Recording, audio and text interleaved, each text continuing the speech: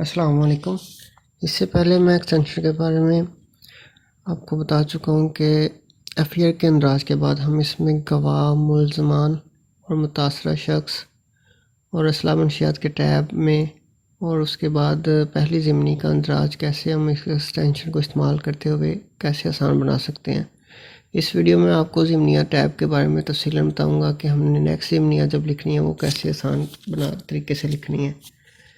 तो इससे नेक्स्ट आने वाली वीडियोस में इंशाल्लाह रिकवरी टैब्स है और तरीक समात टैब और उसके बाद आपको ओल्ड रिकॉर्ड जो 2000 से लेकर 2016 तक तकमील है वो कैसे आसान बना सकते हैं और रजिस्टर्स के बारे में बताऊंगा कि उनकी एंट्रीज़ कैसे आसान कर सकते हैं आप एक्सटेंशन को इस्तेमाल करते हुए। तो ये वीडियो ज़िमनियात के टैब में मैं आपको बताता हूँ कि कैसे हम इसमें आसानी कर सकते हैं। तो इसके लिए एक फ़ीचर बनाया गया है कि हम जब ज़िमनियात बार बार जो लिखते हैं वो तकरीबन सेम होती हैं। तो उसके लिए एक्सटेंशन में फ़ीचर बनाया गया है क्लिपबोर्ड का। ये एक्सटेंशन में आप देख सकते हैं, इसमें ये पहले से डिफ़ाइन कुछ ज़िमनियात हैं, हर ज़िमनियों के हवाले से अलग अलग मेन्यू बनाए गए हैं।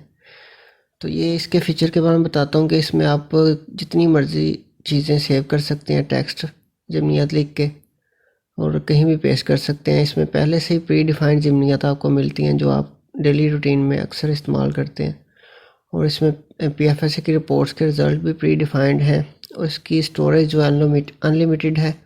आप इसमें जितना मर्ज़ी डाटा सेव कर सकते हैं और कभी भी कहीं भी पेस्ट कर सकते हैं किसी भी जगह पे। तो इसको मैं इस्तेमाल करके बताता हूँ। अभी ये आपने राइट क्लिक करना है और यहाँ पे देखें एक क्लिपबोर्ड पेस्ट आ रहा है और इसके अंदर ये मेन्यूज़ हैं। हर ज़िमनियात के अलग अलग मेन्यूज़ बनाए गए हैं। जैसे अव्वल ज़िमनी है, अव्वल ज़िमनियात में देखें नामालूम, अदम दस्तयाब और गिरफ्तारी मुल्ज़म हवालगी माल मुकदमा अलग अलग बनाई गई हैं। तो ये फर्स्ट जो है नामालूम मुल्ज़म जो कि अदम दस्तयाब है उसके हवाले से है और उसके बाद इस्तिग़ासा की जब हम तकमील करते हैं उसमें गिरफ्तारी मुल्ज़म व हवालगी माल मुकदमा होती है, तो ये उसकी ज़िमनी है। ये आप बार बार पेस्ट कर सकते हैं राइट क्लिक करने से ही। और उसके बाद मैं आपको ये बताता हूँ क्लिपबोर्ड में ये यहाँ पे अव्वल ज़िमनिया के अंदर ये सभी डिफ़ाइन है। आप इनको क्लिक करके एडिट करके इनको तब्दील कर सकते हैं अपने मुताबिक, इनकी करेक्शन कर सकते हैं या आप इसमें मज़ीद ऐड भी कर सकते हैं। ये लाज़िमनी जो हमने हवालगी माल मुकदमा की देखी है ये वहाँ पे मौजूद है। और उसके बाद पेश अदालत जो जुडिशल की हैं जिसमें गिरफ्तारी मुल्ज़म व मुचलका, मतलब एक ही ज़िमनी में गिरफ्तारी और मुचलका हुआ है और ये जैसे गिरफ्तारी है और जुडिशल। और उसके बाद अबूरी ज़मानत की अलग अलग बनाई गई हैं। अबूरी ज़मानत की आमद रोब कर मुल्ज़म एक का आमद रोब कर मुल्ज़मान है या फिर मुल्ज़म में एक ही ज़िमनी में आप पेश होकर सामने तफ्तीश होता है और अपनी पूरी ज़मानत की रोक कर पेश करता है। ये भी पहले से इसमें डिफ़ाइन है, आपने थोड़ी सी इन्फॉर्मेशन लिखनी है और बाकी ये सेम ही रहेगी।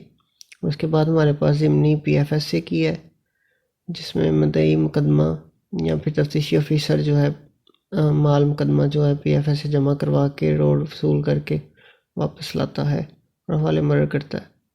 उसके बाद इस्तिग़ासा ज़िमनियात ये अलग डिफ़ाइन की गई हैं। इसमें तकरीबन 4 ज़िमनियात होती हैं, जैसे पहली ज़िमनी, दूसरी जुडिशल की, तीसरी चलानी और तीसरी पीएफएसए और चौथी चलानी। उसके बाद 392 ऑफेंस के हवाले से ये काफ़ी तफसीलन काफ़ी ज़्यादा सारी ज़िमनियाँ डिफ़ाइन की हैं। जैसे फ़र्स्ट नामालूम तलाश नामालूम की गई है जो कि दस्तयाब ना हुए और उसके बाद एसडीपीओ की मुलाज़ा मौका की हदायती ज़िमनी है तलाश नामालूम अदम दस्तयाब। या बार बार आप राइट क्लिक करने से ही जितनी भी आप ज़िमनी ऐसी लिखेंगे और राइट क्लिक करने से आप पेश कर सकते हैं। उसके बाद यहाँ पे कॉल डाटा की अभी कॉल डाटा सीडीआर के हसूल का तहर्रक जो होता है उसकी ज़िमनी है। और उसके बाद शनाख्त परेड की कार्रवाई के मतलब ये तफसीलन तमाम ज़िमनियात इसमें पहले से ही आपको मिल सकती हैं। राइट क्लिक से ही आप इनको बार बार लिख सकते हैं। और उसके बाद इंटेरोगेशन मुल्ज़मान और बरामदगी माल मुकदमा उसमें जुर्म ते पे 411 ते पे आज़ाद किया गया। उसके बाद ये लास्ट मेन्यू है SDPO ज़िमनियात, जो कि अलग अलग ऑफेंस के हवाले से यहाँ पे डिफ़ाइन की गई हैं। तो आप इन सब ज़िमनियात को एक्सटेंशन में जाके इनको एडिट कर सकते हैं, एडिट करके तब्दील कर सकते हैं, या फिर इनमें मज़ीद आप ऐड भी कर सकते हैं, या फिर आप यहाँ से मेन्यू का नाम भी तब्दील कर सकते हैं।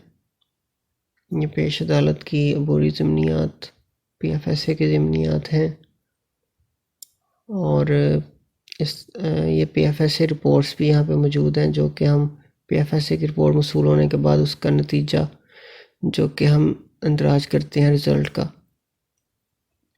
उसके बाद इस्तगासे की ज़िमनियात हैं यहाँ पे, पहली दूसरी ज़मानती मुचलका या जुडिशल की है, और 392 की है सारी।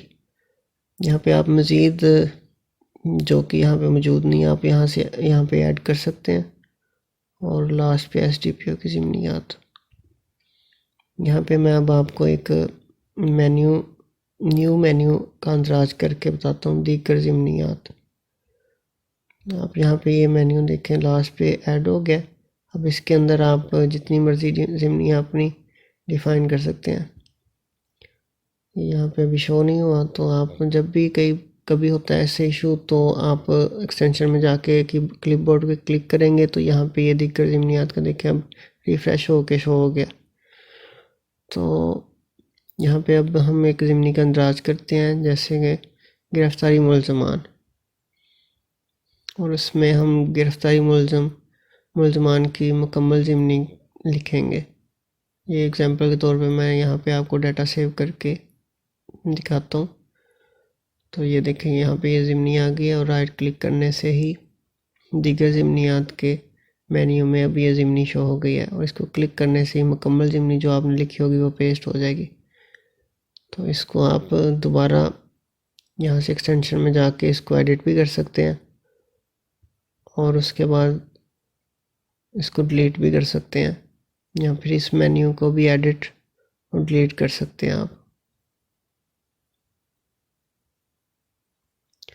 तो उसके बाद हम देखते हैं कि हमने ज़िमनियात में ज़िमनी नंबर, तारीख़ और तफ्तीशी ऑफिसर का अंदराज भी करना होता है। जैसे कि हमने पहली ज़िमनी का अंदराज देखा था, राइट के बटन के ज़रिए हम करते हैं तो ऑटोमेटिकली सभी टैब्स फिल हो जाते हैं। तो यहाँ पे देखें, ये सारे जैसे हमने किए हुए हैं पहले। तो उसके बाद जब भी आप नेक्स्ट इसको ओपन करके अंदराज करने के लिए यहाँ पे बटन प्रेस करेंगे कीबोर्ड से, जो एक्सटेंशन का बटन है, तो यहाँ पे ज़िमनी नंबर 2 और ये जो डेट आ रही है ये लास्ट ज़िमनी की आ रही है। और तफ्तीशी ऑफिसर भी आप देख सकते हैं कि बिल्कुल तफ्तीशी ऑफिसर की लिस्ट से जो तफ्तीशी ऑफिसर है पहले वही सिलेक्ट हो रहा है ऑटोमेटिकली।